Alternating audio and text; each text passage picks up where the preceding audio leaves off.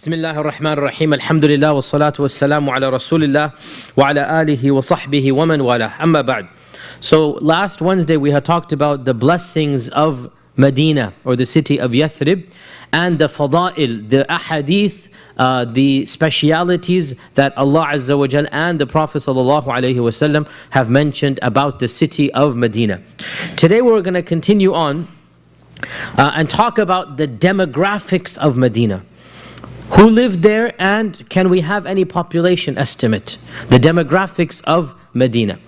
We all know that there were two major ethnic groups living in Medina: the Jewish tribes and the Arab tribes. So the first question we need to ask ourselves, where did these Jews come from? What are they doing in the middle of the Arabian Peninsula? And then the second question, which Arabs are these? How are they related to the other Arabs? And what is the relationship between the Yahud and the Arabs in Yathrib, in Medina?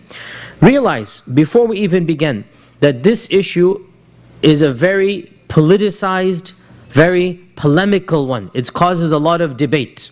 And that is because the accusation that non-Muslims give of our religion, amongst many other accusations, one of them is that it is anti-Semitic. And anti-Semitic means that the accusation is the religion is racist against the Jewish people.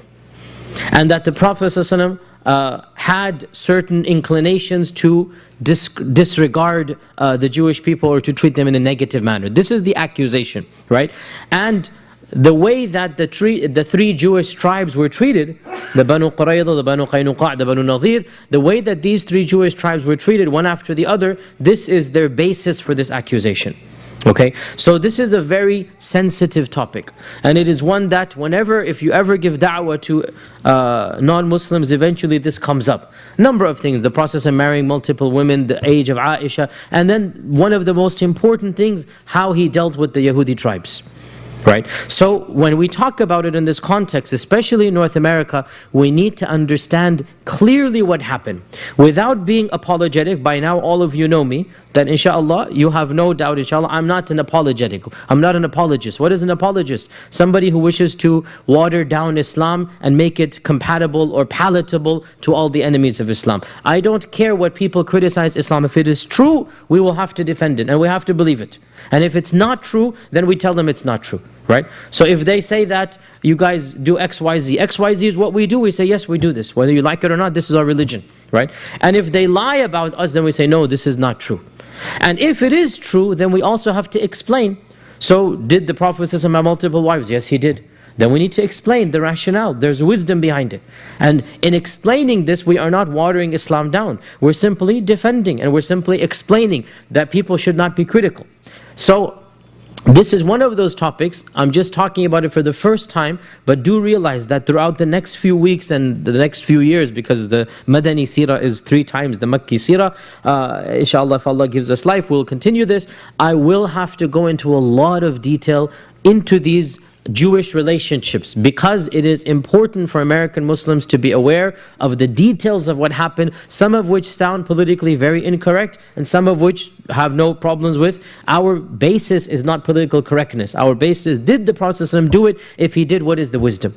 That's what our methodology is going to be. So before we even go on this tangent, today we need to discuss a very important question that will contextualize the rest of this dimension, and that is, where did these Jews come from? And what are our sources for the stories about the Prophet ﷺ and the Jews? Now realize, one of the biggest problems that we face is that non-Islamic sources have no mention of these Jewish people at all. So the only reference we have to these tribes is from within the Islamic tradition. As of yet, we have not discovered any history, any chronicle that mentions the tribes in Medina. Now, there are references to Jews in Arabia, in other sources. But from the Islamic sources, we get all of the details. Now, this is considered problematic by non-Muslims. For us, it doesn't really matter that much. By non-Muslims, it's considered problematic. Why? Because they say these sources are biased. They all have an agenda. And what is the agenda? To defend the Prophet ﷺ no matter at what cost. Because they're all Muslims, so they're not going to be fair and balanced. That's only one network is fair and balanced, right? Otherwise, the Muslims can never be fair and balanced, right? Because according to them, they will have this bias to defend the Prophet ﷺ, so we'll never know the full story. Anybody who opposes the Prophet ﷺ, according to them, will be painted in a negative light.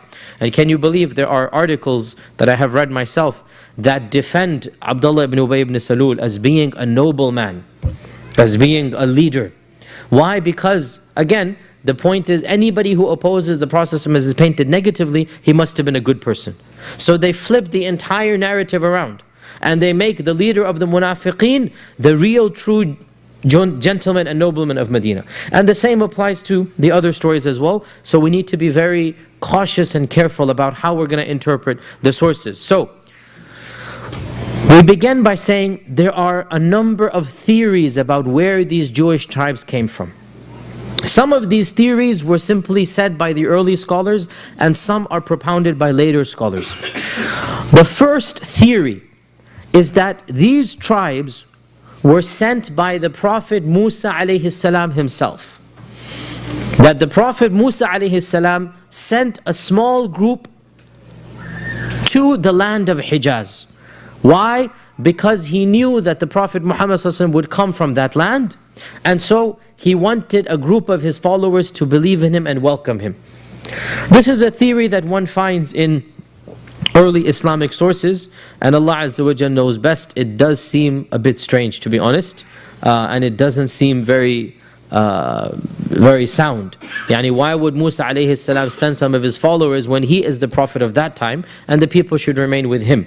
And he knows that there's going to be another prophet, Isa, between him and the Prophet ﷺ. And Allahu Alam, but he probably knew that the other prophet would come after a long time. And that's over 3,000 years. Allahu Alam. But this is one theory that some Muslims have. Another theory, which seems more reasonable, and this actually might have some references in non-Islamic sources, as we'll mention. Another theory is that the Jews of Medina settled in Medina after they were expelled from Jerusalem. Now, let's pause here. And everyone should know that once upon a time, Sulaiman alayhi salam, when Sulaiman was the king and Sulaiman was the prophet, all the Yahud, of course, were in Jerusalem. Obviously, that is very true. We don't deny this. It's obvious. They were there. And Sulaiman alayhi salam had built the big temple, the Haykal. He had built the big temple of Sulaiman.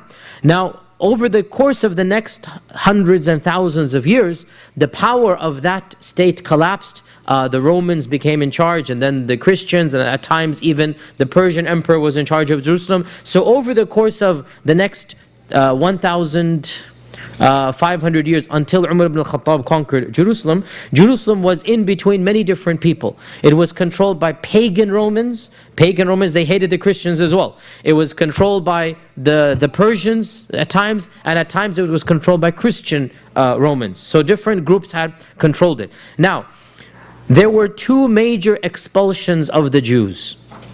And according to the majority of scholars of Islam, it is these two expulsions that are mentioned in the Quran in Surah Al-Isra.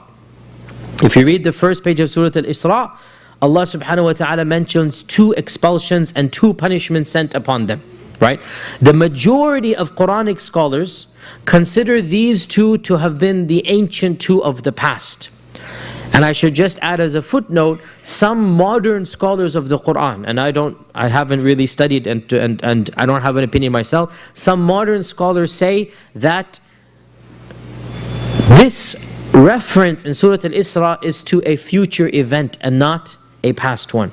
And if you understand Surah Al-Isra, this changes the whole dynamics of what the surah is talking about, right? And that is a tangent that is not relevant to this class. But there's a new group of scholars that is saying Surah Al-Isra is not history, it is prophecy. Surah Al-Isra is not the past, it is the future. And that changes the entire dynamics if you understand the surah and what is being mentioned. But that is one theory. The majority of scholars in our history have always understood Surah Al-Isra as being history, i.e. the two expulsions. What are these two expulsions? The first expulsion took place in 587 BC, before the Christian era. 587 BC. And this was when Nebuchadnezzar, who was an evil tyrant rule, Bukhtanasar in Arabic, Nebuchadnezzar surrounded Jerusalem, and for the first time in the history of the Jewish empire, destroyed the Haykal of Sulaiman, the original Haykal, the actual temple that Sulaiman had built. And this was considered to be one of the wonders of the world. Why? Because the jinn built it, obviously. It was a structure the likes of which man had never seen. It was massive and beautiful. It was a feat of architecture. It was considered to be one of the 7 wonders of the ancient world. You might have heard of the 7 wonders of the ancient world. 7, if you like, creations of man that were just unparalleled. One of them was reputed to be the Haykal of Sulaiman. And of course, we as Muslims, we believe the reason why was because he had the jinn building him. Allah says in the Quran, right, that the jinn are banna'in wa ghawwas, right, that they were banna', architects, and ghawwas, diving deep into the water to get what they needed. So they're doing things in the water. What did they get from the water? What pearls, what beautiful, exquisite treasures? And banna', they're building structures. So Allah subhanahu wa ta'ala tells us that Sulaiman was given this. So the Haykal of Sulaiman was a amazing structure that stood solid for 400-500 years, untouched. And then Allah Azza wa Jal will that the first of the destructions occur. And this is, as I said, in 587 BC. And this was when the original temple was destroyed. This temple was, when it was destroyed, it was the first time the Jews had to flee. It is called the diaspora. And the Jews are known throughout history for having many diasporas. They call themselves the wandering people. The wandering peoples. Why? Because since that time, they've never had a unified land up until, as we know, 1947. So they have always been in different lands. That was the beginning, the first diaspora. And it was at that diaspora that large groups left for many lands. We know for a fact they went, the majority of them went to Iran. And they stayed there for many decades or hundreds of years until finally King, Cyrus allowed them to come back. And so many of them came and many of them remained. And Iranian Jews, therefore, are considered to be of the most ancient of the Jews. And there are plenty still in the world. If you go to Los Angeles, there's a whole area of Iranian Jews over there, an entire area over there where you can see their restaurants and their stores and whatnot. And they're well known. This is perhaps one of the largest groups of Jews in the Middle East before the creation of Israel. That was in Iran. So that's one area they went. Also they went to areas of Iraq, and we know that Iraq had a lot of Jews in the time of the Umayyads. Early Umayyads was full of Jews. Baghdad as well, Kufa and Baghdad. Where did they come from, this first diaspora? It is also said that some went to Yemen, but it appears that the majority of the Yemenite Jews are from the second expulsion, and Allah knows best. Do they go back that ancient or not? We know that Yemen had a lot of Jews in it. We know this up until now. There were Jews until 1947, and the Yemeni Jews and the Falasha of Ethiopia are of course related. They are in fact the same branch. So from Yemen they then went to Habash or Ethiopia. So those two are also the branch of the Yahud. So there is one theory that a small group of Jews in 587 BC emigrated to Hijaz. This is a theory. There is no architectural evidence. There's no records. This is one theory. Personally, I doubt this, because that is taking the presence of Yahud back 1,000 years before the Prophet ﷺ, and that seems too early. Allahu A'lam. It seems too early for the entrance of the Yahud. But this is one theory. Now this was the first expulsion, the first diaspora. The second destruction of the temple. So eventually the emperor, the future emperor becomes kind and he builds the temple again. But of course he builds it, so it's his structure, not Sulaiman's structure, right? So it's a fake imitation, a cheap imitation of the real structure. Nonetheless, it is a magnificent structure from his perspective. In other words, he does a good job, right? So one of the emperors was basically took some kindness on them and built a massive temple for them. This as well was about to be destroyed in a few decades, and this is the second destruction according to the majority of scholars that Allah Azza wa Jal sent upon them. And this happened after the coming of Isa ibn Maryam. after the coming of Jesus Christ, under the Emperor Titus in 70 CE. Under the Emperor Titus in 70 CE, there was a second destruction of the temple. And this led to a second diaspora. A second time that the Yahud fled in many different areas. And there was a third, not destruction of the temple, but a third major diaspora when in 132 CE, a group of Jews decided to rebel against the ruler because the ruler forced them to, I believe, don't quote me here, I think that they were forced to commit shirk. I think the ruler wanted them to sacrifice a pig to an idol or something, so they revolted against this, right? So it was sacrilegious, and obviously our sympathies are with them in this revolt. They revolted against the emperor with an armed revolt, and the emperor brutally slaughtered hundreds and thousands of them. He surrounded the city, he just basically massacred them, and this is the Emperor Hadrian. The Emperor Hadrian in 135. He didn't destroy the temple, but he slaughtered hundreds and thousands of Jews, and so they fled once again. It is said, and this seems to be, Allahu Alam, the one that makes the most sense, that this wave of immigrants, some of them running and fleeing helter and skelter, some of them wander down south into the Arabian Peninsula because Jerusalem is due north, and they're just wandering down and they come across this fertile ground that has lots of date palms. There are no inhabitants there at the time, and they settle down over there. And this is the original Yathrib then, right? So the Yahud are the ones who actually found Yathrib, according to this narrative. And one group settles in Yathrib, another settles in Khaybar. And Yathrib and Khaybar are relatively close to each other, okay? One group settles in Yathrib, another Khaybar, and it is also said another group continues down, and the largest of them continues down until they reach Yemen, right? And the Yemeni Jews were the largest quantity of Jews in the Arabian Peninsula, right? In fact, when the Prophet ﷺ sent Mu'adh ibn Jabal to Yemen, what did he tell Mu'adh? He said, you're going to go to a land that is Jews and Christians. Ahli Kitab, right? And that is because in Yemen, there was a Christian Himyarite kingdom, and they were Christians because Abraha had conquered parts of Yemen and he had installed a governor there. A lot of people converted to Eastern Orthodox Christianity. And the Jews were there from this expulsion. So Yemen was a land where there were a lot of Christians and Jews. Only Yemen, the only land in Arabia that had Christians and Jews. Yathrib, as we said, one theory, these people who worked their way down to Yemen, one group of them settled in Yathrib and then the rest continued down, right? This is one theory. Yet another theory is the exact opposite. And that is, well, not the exact opposite, modified. And that is that the people of Yathrib are actually, the Jews of Yathrib are actually from the Jews of Medina.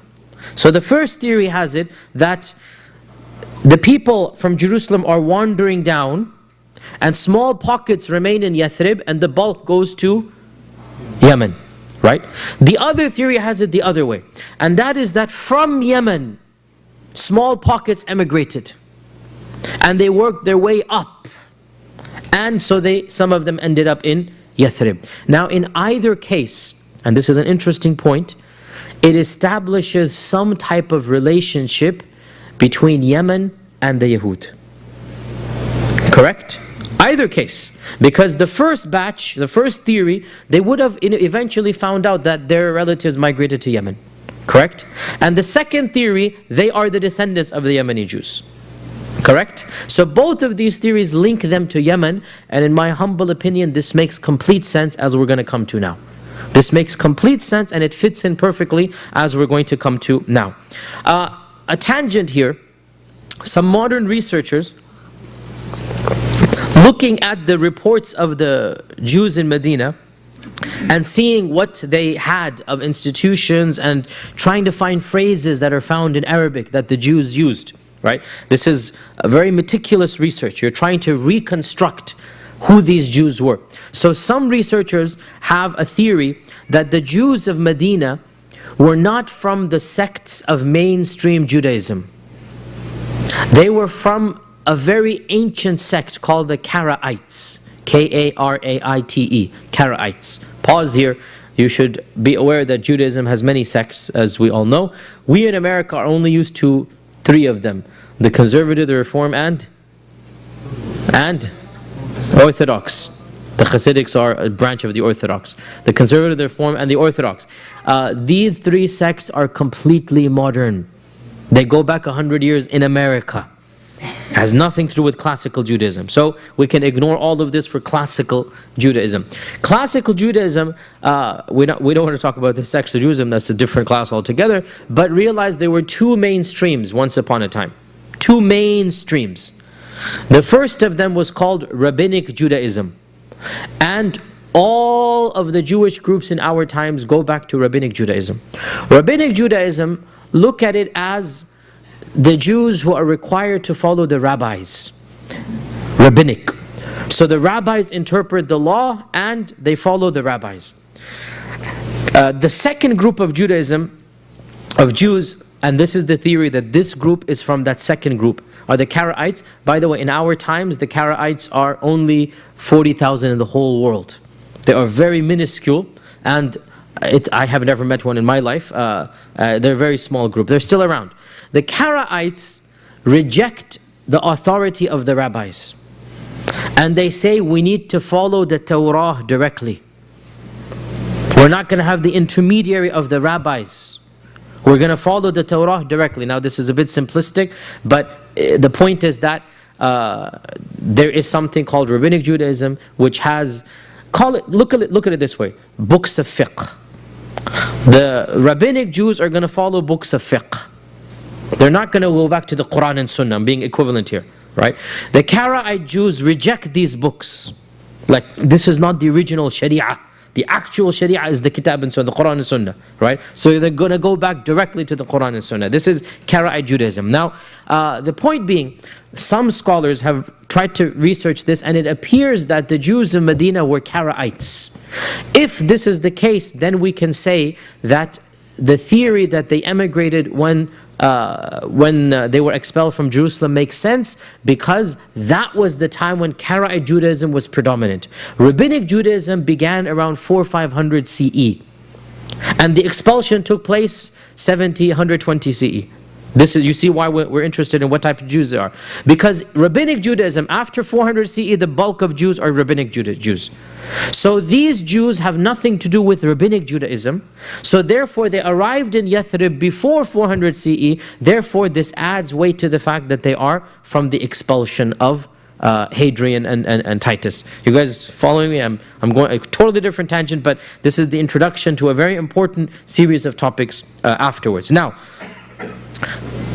Allahu A'lam, I also have an opinion, and may Allah Azza wa Jal forgive me for daring to have an opinion, but at the same time, with all humbleness and modesty, very few people try to study the Seerah also looking at other sources, like Western sources, Roman sources, Greek sources, other sources that we can find things about. And this is unfortunately one of the problems, that very few people are doing it in this manner. You either have people who are not Muslim, who reject the Quran and Sunnah and rely completely on these sources, and then you have Muslims who are not even aware of the other sources and they completely rely on this. We have a lot of information from other sources and we're trying to piece together a picture. Allahu A'lam, I have a little bit of a theory in this regard, take it or leave it.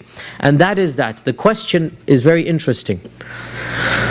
There were three famous Jewish tribes of Medina. You should memorize these names. We're going to keep coming up over and over again.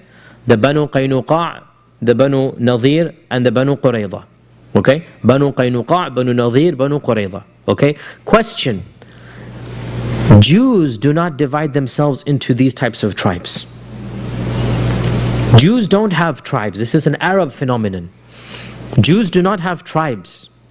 They were considered, now if somebody says the 12 tribes of Israel, that was ancient. This is now long gone. Even in the time of the expulsions, there weren't these tribes anymore. That was ancient. In the time of Dawood, in the time of Musa and Harun, yes, they had the 12 tribes of Bani Israel, right? But this, they just merged together. They did not continue that tradition, and they became one nation, one ethnic group, right? So the question arises, how did these Jews of Yathrib get divided up into three tribes when, if the story is correct, they're all coming from one area and settling in Yathrib? It doesn't make sense for them to be three separate tribes, and these three tribes were having battles with each other in the wars of Bu'ath. In other words, there's a civil war taking place between the Arabs and between the Jews. In this civil war, The Aus is on one side, the Khazraj is on the other. And the Jewish tribes themselves are divided and fighting each other. You see the problem here, right? If they were one unit, one group of people, how come they're divided into tribes and how come there's a civil war? You understand the question here, right? So the theory that I have, and Allah subhanahu wa ta'ala knows best, is that there's an element of truth in more than one of these stories. And these three tribes represent three different emigrations of the Yahud to Yathrib. Three different time zones. And therefore, when each new group arrives, they're not considered part of the old one because this is now completely broken away. Right?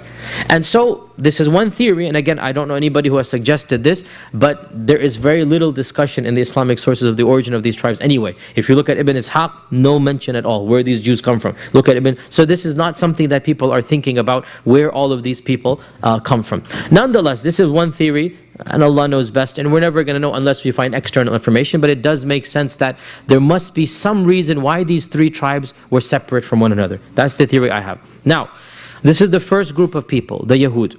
The second group of people are the Arabs. The Arabs were themselves two tribes. Now, alhamdulillah, we know the Arab tribes. The Arab tribes, their lineage is mapped out. And by the way, some modern groups of scholars, they actually even denied that there were real Jews in Medina. Some modern non-Muslim scholars, they denied this. Why? Many reasons, but perhaps some of them felt embarrassed that this happened to the Jews, so they said these weren't real Jews. Who were they? They were Arab converts to Judaism. They weren't, in the Jewish religion, you have to be ethnically, your mother has to be a Jew, right, for you to be considered a Jew. So if you're a convert, then most Orthodox groups of Judaism don't consider you, in fact all of them, don't consider you really to be a Jew. So there is a theory that these Jewish tribes were not actually Jewish, that they were Arab converts to Judaism. This is a ridiculous theory for one simple reason. If they were Arab converts, we would know their lineage. We would know where they're coming from. The Arabs, whatever they did, they preserved their lineage. And these three tribes appear out of nowhere. There is no connection with Adnan and Qahtan at all. So when there's no connection, we have connections with every single Arab tribe to Adnan or Qahtan. Remember we talked way back about the two main founders of the Arabs, right? Adnan and Qahtan. We have every single tribe you can think of, the Kinda, the Kinana, the Thaqif, the Quraysh. We can trace it all the way back. As for the Qaynu, even the names, by the way, Qaynuqa and Qurayza, these are not names that are familiar to the Arabs. They're Jewishized Arab names. So the theory that they are converts holds no weight because there's no lineage. And all Arabs have a lineage to these two. Now, the original settlers, therefore, in this land were Yahud. Where did the Arabs come from and who are the Arabs? The Aus and the Khazraj. The Aus and the Khazraj, we know much more about them because they're Arabs. So when we're talking about Arabs, we can map out the lineage. The Aus and the Khazraj, they are descendants of Qahtan. Qahtan, Adnan is the Prophet's ancestor. Right? Remember, go all the way back. There were two major founders of what we now call Arabs, Adnan and Qahtan. Right? And generally speaking, Qahtan was more southern and Adnan was more central, generally speaking. And Ismail's descendants mixed with Adnan and his descendants. And so the Prophet and the Quraysh are called Adnanis. And Qahtan is the other major tribe. Now, the bulk of Middle Arabia, Hijaz, is Adnani. Quraysh is Adnan, Thaqif is Adnan, all of these tribes are Adnani. In fact, the only group of Qahtani Arabs in the whole region is in Yathrib.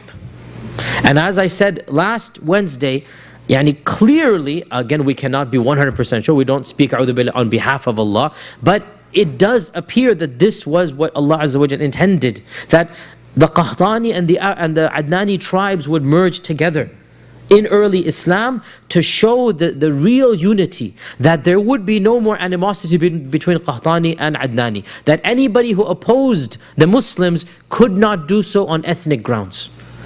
And this was the precursor to unite all of the Arabs, right? Out of all of the tribes, the Prophet ﷺ is Adnani and he settles in Qahtani, and the two come together under the banner of Islam. It seems more than just a coincidence is the point. It seems Allah subhanahu wa ta'ala intended this. So where did these Qahtani come from? What are they doing here if they live in Yemen? Here we go back to the story of Qahtani Arabs. Don't worry, I'm not going to bore you too much. If this is boring, personally I find this very interesting, but people are different. Some people don't like this ancient history. Qahtanis, the people of Yemen, if you like, the Aus and the Khazraj go back to the city of Ma'rab. And Ma'rab is the people of Saba. The people of Saba. You know Saba is mentioned in the Quran. There's a surah in the Quran, Surah Saba, right? The people of Saba, Allah Azza wa Jal mentions them in the Quran, and Allah mentions one thing about them that is an amazing feat that the whole world knows about them, and that is they were the first human beings ever to build a dam. Never before had a dam been built. And by the way, that dam still stands to this day. It is, what, 2,000, 3,000 years old. It's just not all of it, but you see still to this day outside the city of Ma'rab, you will still see the dam. And this dam was a feat of engineering. It blocked up the waters so that there could be rivers flowing. And Allah subhanahu wa ta'ala mentions in the Quran, لَقَدْ كَانَ لِسَبَأٍ فِي مَسْكَنِهِمْ آيَةٌ جَنَّتَانِ عَنْ يَمِينٍ وَشِمَالٍ كُلُوا مِنْ رِزْقِ رَبِّكُمْ وَاشْكُرُوا لَهُ بَلْدَةٌ طَيِّبَةٌ وَرَبٌّ غَفُورٌ. Allah blessed them like He hardly blessed anybody else at that time. And Allah mentions this in the Quran. And they had rivers flowing from this dam, and the rivers gave them beautiful gardens. جَنَّتَانِ عَنْ يَمِينٍ وَشِمَالٍ. You know, there were gardens that on the right and the left of the city, and it was a beautiful place. And then Allah punished them. How did He punish them? The dam collapsed. فَأَرْسَلْنَا عَلَيْهِمْ سَيْلَ الْعَرِمِ. This is Sayl al-Arim. Sayl al-Arim is the Arim dam collapsing. Sayl is the water flowing, right? Sayl al-Arimi. So because of their insolence and their arrogance, they were punished and the dam collapsed. And this led to, again, hundreds and thousands of people dying, many villages destroyed, and many other Yemenis had to migrate away. And this occurred most likely around 300 CE. Most likely around 300 CE. So around 3 centuries before the coming of the Prophet ﷺ, 250 years before the coming of the Prophet ﷺ, the Ma'rab dam collapses, and Allah references in the Quran, Sayl al-Arim, and so groups of Yemenites have to emigrate. Now here is where I go back to what I initially said. Some of them, Aus and Khazraj, were cousin tribes. They literally go back to the same person. Aus and Khazraj were cousin tribes. So there is some blood relationship. So we can understand why the two are together. So Aus and Khazraj, they end up in Yathrib. Why Yathrib? Again, nobody knows. But this is all theory. Again, take it or leave it, but there's nothing wrong with giving theories, and Allah knows the truth. If we say that the Yahud of Medina had relationships with Yemen, it makes complete sense for the Yemeni Qahtanis to be aware of an established settlement that has nothing to do with the Adnanis. Because remember, there's animosity between Adnan and Qahtan. Right? There always was tension. Up until the time of the Prophet ﷺ, there was tension. In fact, even the Hilf al-Fudul that took place, it was a war between Adnanis and Qahtanis. Up until that time, they were still fighting. Right? So, if there was some relationship between Yemen and those Yahud, and I gave the theory that there is, then it makes complete sense that the Aus and the Khazraj would have known, again, these were some travelers, whatnot, they would have known of a group of Jews. They would have felt comfortable being with them because they're already comfortable with Jews in Yemen. Perhaps even there was some trading. Allah knows. Again, this is who's going to have records in 300 CE. Who's going to have, this is all theories that we're going to have. But the question still, and it's an unanswered question, why Yathrib? How did the Aus and Khazraj end up in Yathrib? And there's already Yahud over there. Unless there was some type of relationship beforehand. You see my theory here, right? Some type of knowledge beforehand. So the Aus and the Khazraj settled down in Yathrib, and the two of them benefited each other. The two of them benefited each other. How so? The Yahud were skilled in agriculture, in weaving. Of course, they were businessmen. The Arabs had knowledge of war. The Arabs had knowledge of the language. And so the Arabs Arabicized the Jews, i.e. the language became theirs, right? The culture became theirs. They're living in Arabia, so all of the Jews began speaking fluent Arabic. Now they still spoke Hebrew, by the way. We know this from the Seerah. We know this from the Seerah, and obviously it's understood. I mean, any minority retains its language for many generations, especially when you're in the middle of the desert. So they retained their Hebrew, but they spoke fluent Arabic as well.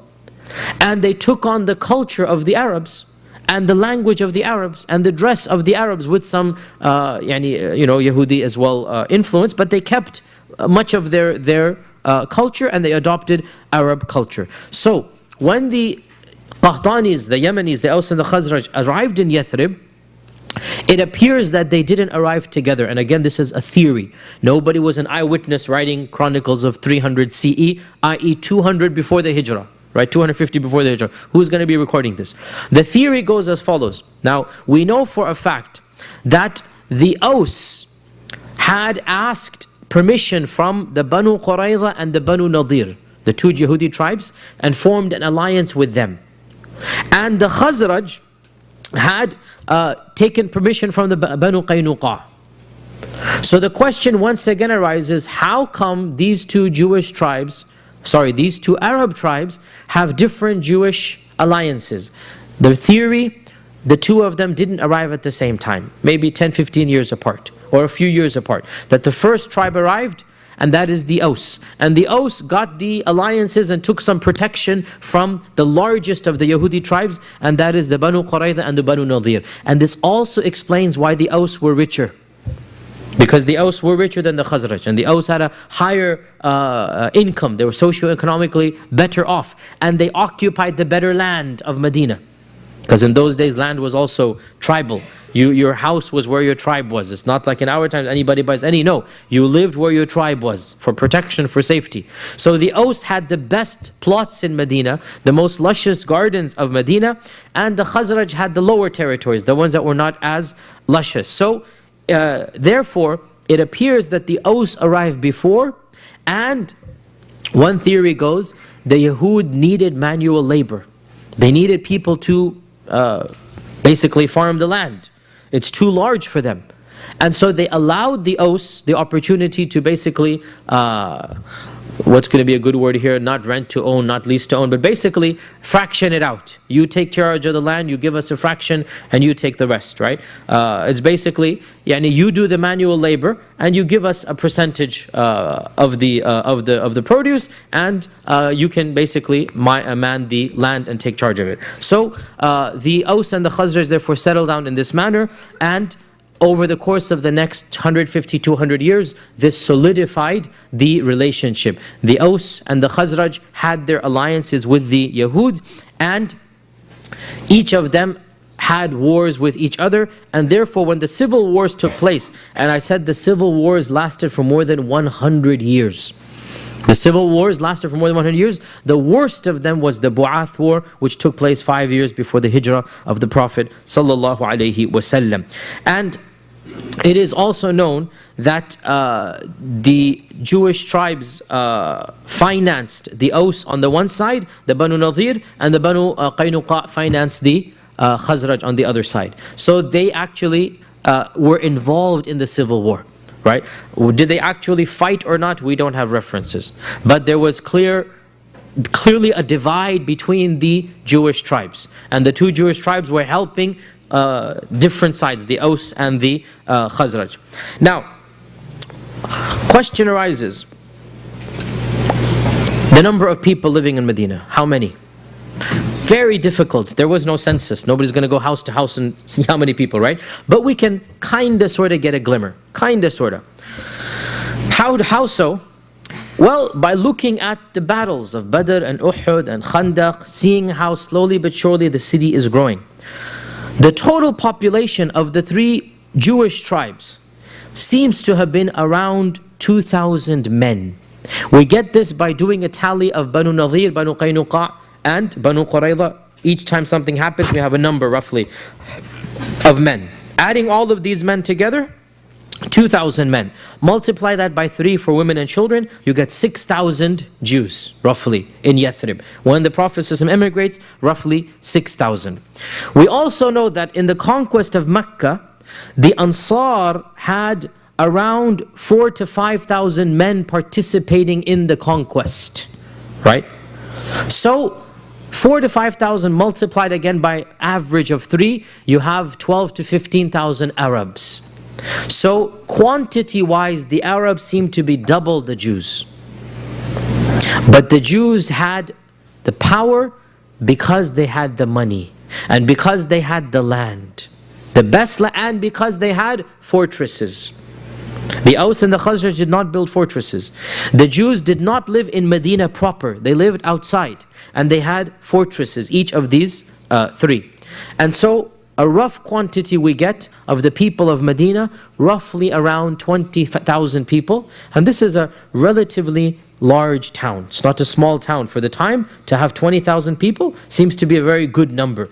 And we already said that the Arabs were more than the Yahud. We just have one narration we have time for, and then it is time for Dr. Bashar to make a presentation. And Dr. Bashar, we can go late because Isha is just starting in 10 minutes, so you can go for 20 minutes, inshallah, not a problem, inshallah. And the final thing that we just want to mention here is we talked about the demographics, and I need to now basically go back to where we left off from the story of the Seerah, connect the demographics in Medina to the story of the Seerah, and then next lesson we start talking about the Prophet ﷺ's first few days in Medina. And so we conclude today by talking about the Prophet ﷺ's arrival in the city of Yathrib. That when we had already talked about Suraqa ibn Malik, we had talked about the story of Ma'bad, we had talked about the number of people who converted along the way, and now the news has spread that the Prophet ﷺ is about to arrive. And so every single day the Ansar would go outside of the city towards what is now Quba, waiting for the Prophet ﷺ to come, because they know it's only a matter of time now. And every day they would go there in the morning and wait until around 10, 11 o'clock when the sun got too hot. And then they would have to go back and go to sleep because it was too hot. And so one day they went in the morning waiting and nothing happened, and they came back by 10, 11 o'clock, and in the distance the Prophet and Abu Bakr appeared, but there were no Ansar there because they were already back home in their houses. And it so happened that one of the Yahud, because they were the ones on the outskirts, and because they were the ones who had that plot of land, one of the Jewish men was on the top of the tree plucking the dates. So he was the first to see in the distance the Prophet and Abu Bakr coming. And the excitement of waiting for the Prophet was so immense that it had even affected the Jews. I mean, it's an exciting thing, it's about to happen. And this is the case in any community, that anything is happening, everybody feels happy about it. So the Jew became so happy, he cried out at the top of his lungs that, "O Arabs, your king has arrived."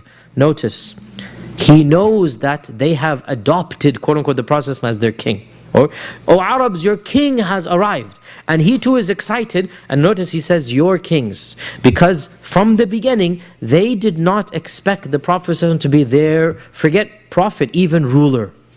And there was going to be tensions to come.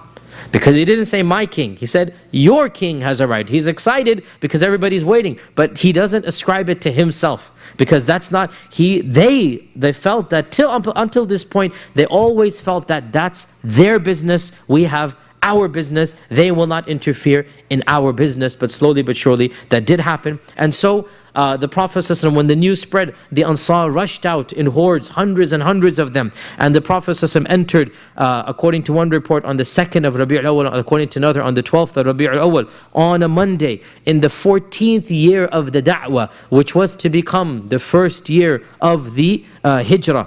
And Al-Bara ibn Azim narrates in Sahih Muslim that I saw the Ansar all dressed up, coming out. In other words, as soon as they heard the Prophet, they actually dressed up in good clothes to come and to greet him. And over 500 men came outside, all of them armed, meaning as a welcoming committee, armed and dressed, and they accompanied the Prophet ﷺ. The women climbed up onto the houses, the children are thronging around to see, and the Prophet ﷺ is surrounded by literally hundreds, if not thousands of people, all of whom believe in him, all of whom are happy that he is coming. And for the first time, we get a glimmer of hope. Change is in the air. It's not like Mecca, where he's persecuted, where he's tortured. For the first time, there's excitement, there's buzz, there's a freshness happening, that for the first time, people in the hundreds and thousands are thronging to welcome him, to greet him. We can sense the joy, the vibrancy, the change in the air, we can sense that a new tide is coming, that the change has begun, that the blessings of Allah subhanahu wa ta'ala will signal a new era. And this is the seed of the first Islamic nation, and the story of its nurturing and its expansion and its flourishing will inshaAllah ta'ala be the story of the Madani's Seerah, the Madani Seerah, and that inshaAllah ta'ala we will resume in our next Seerah class. I will now hand over to Dr. Bashar. One final point, I will not be here next Wednesday. I will be abroad, so the Seerah class will be resumed 2 Wednesdays from now. So we'll get an email, and then inshallah 2 Wednesdays from now we'll resume the Seerah class. Dr. Bashar, the floor is all yours. We already announced the Isha timing from the 1st of April will be 9 p.m. Isha from the 1st of April, 9 p.m. inshallah.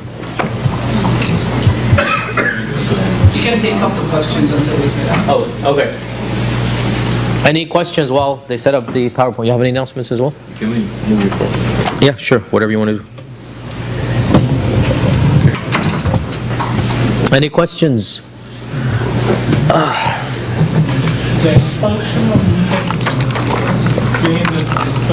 All of this will come. I don't want to be hasty.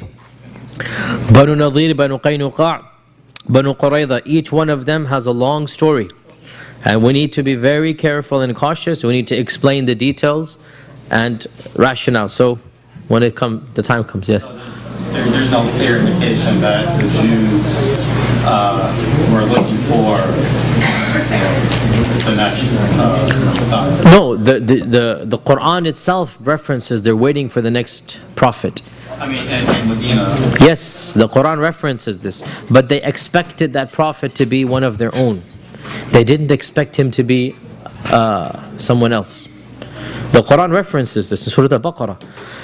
وَكَانُوا مِن قَبْلُ يَسْتَفْتِحُونَ عَلَى الَّذِينَ كَفَرُوا. I think it's verse 130, 140 something. It's in that area. That Allah says they were expecting a victory over the Aus and the Khazraj. And the Aus and the Khazraj say that whenever we had a war, right, the Yahud would tell us that it's only a matter of time before our prophet comes and will massacre you. So they're waiting for a prophet. According to our legends and sources, they are waiting for a prophet. Does it answer your question? I mean, in Medina itself. Yes, in Medina. They're waiting for a prophet in Medina. Yes. Yes.